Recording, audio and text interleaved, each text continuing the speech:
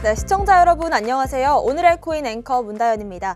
오늘의 주요 경제지표부터 살펴보겠습니다. 나스닥 지수와 S&P 500 지수 연일 사상 최고치를 기록하고 있습니다. 다우 지수만 강보합권에서 마감했는데요. 지수로 확인해 보겠습니다. 나스닥 선물지수 15,599선에서 출발하고 있습니다. S&P 500 지수 4,500선 넘겼고요. 골드는 횡보 중입니다. 1,811이고요. 기술주들의 랠리 속에 테슬라 1% 넘게 2%대 상승 보였고요. 코인베이스는 1%대 상승하면서 마감했습니다. 비트코인 달러 기준으로 46,000선에서 거래되고 있습니다. 오늘의 코인 주요 암호화폐 시황도 보겠습니다. 네, 암호화폐 시장도 혼조세를 보이고 있습니다. 비트코인은 약간 하락하는 모습인데요. 이더리움이 3%가량 급등하는 모습이 나오고 있습니다. 이더리움의 인플레이션율이 사상 처음으로 비트코인보다 낮아졌는데요. 다른 알트코인들도 특징적입니다. 어제 국내에서 플레이뎁, 샌드박스, 엘프, 칠리즈, 골렘 순으로 급등을 했는데요. 상당수 메타버스 관련 코인들이었습니다. 오늘의 코인 이슈도 살펴보겠습니다. 첫 번째 이슈는요. 가상자산 사업자 신고라는 시한폭탄을 열어볼까 합니다. 네, 특근법을 앞두고 거래소가 신고 기한인 9월 24일까지 신고를 마쳐야 합니다. 근데 지금 문제가 조금 생겼습니다. 실명 계좌를 발급하는 은행들에서 거래소를 만나려고 하지 않는데요. 아무래도 이 법률로 정해진 실명 확인 계좌 발급 절차가 조금 어려워질 것 같습니다. 사실 그 이유는 간단합니다. 은행이 지금 국가로부터 실명 확인 계좌 위임을 받지 못했기 때문인데요. 거래소에서 사고가 터지면 그 모든 책임들을 은행이 지게 되는 시스템입니다. 그래서 지금 은행이 금융위원회에 면책을 요구했는데 아직 받아들이지 않아지고 있습니다. 그럼에도 지금 업비트에서 8월 20일 최초로 거래소 신고를 마쳤습니다. 아직까지 정식 계약서는 아니지만 최악의 경우에 업비트 신고가 철회될 수도 있는 상황인데요.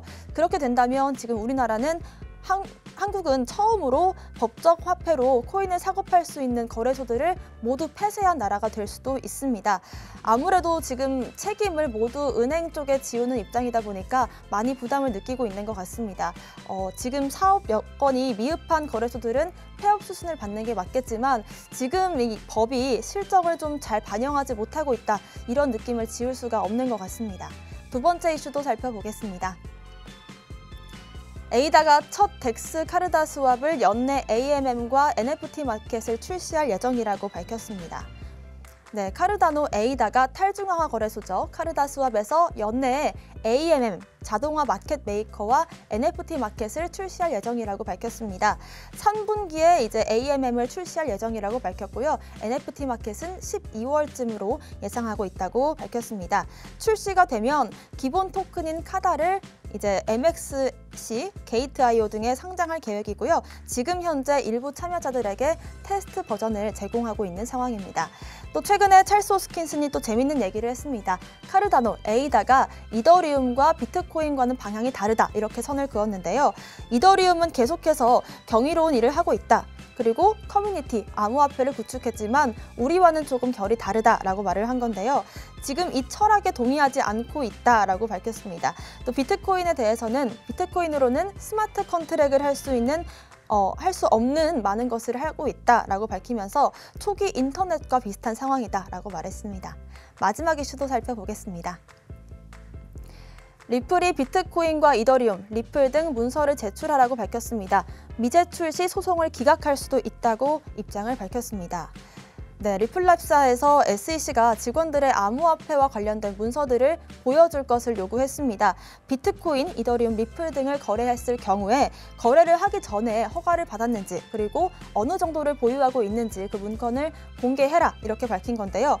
법원에서는 리플의 요청을 수락하라라고 6월에 결정을 했습니다. 리플은 SEC는 법원의 명령을 따르지 않을 수도 있는데 그렇게 된다면 이번 소송을 기각할 것이다 라고 밝혔습니다. 사실상 이번 이 뉴스가 SEC 측에 굉장히 불리하게 작용할 수도 있을 것 같습니다. 사실상 이 리플의 매도나 매수를 직원들이 할 수 있도록 했다는 거는 적어도 2018년 1월까지는 리플의 매매가 증권 거래인지 결정을 하지 않은 상황이다라는 걸 반증하기 때문인데요. 확실히 지금 상황이 리플 측에 조금 유리하게 흘러가고 있는 것 같습니다. 지금 작년 12월부터 이어져 온 이 리플과 SEC 간의 소송이 조금 더 길어질 수도 있을 것 같긴 한데요.